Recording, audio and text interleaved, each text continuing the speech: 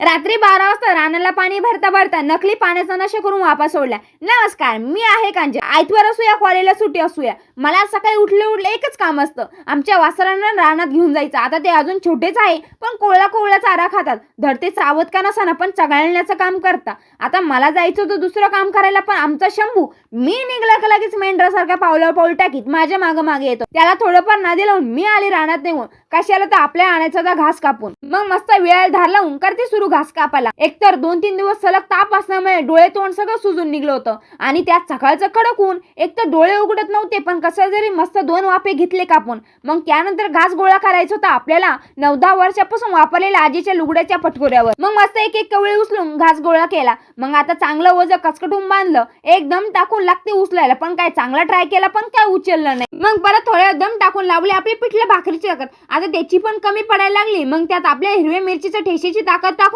कसं तरी ओझं उचललं आणि आले घरी येऊन. आता आपण लावले होते कांदे, त्याला भरायचं होतं पाणी. आता पप्पाच्या पायाला भल्या मोठ्या भेगा पडल्यामुळे पप्पाला काय चालता येत नव्हते, म्हणून मग मी आणि भाई आलो पाणी भरायला. रात्रीचं एक तर दिसत नव्हतं, पण कसं तरी बॅटरी लावलो पाणी भरलं. आता पाण्यातून चांगल्या कडक वाफा निघत होत्या. मग मी पण पाण्याचे सस्ते नशे करून बघितले. इकडे पाणी निघून गेले, रोप लावत होते, तिकडे 12 वाजले आणि लाईट गेली. मग काय आलो घरी.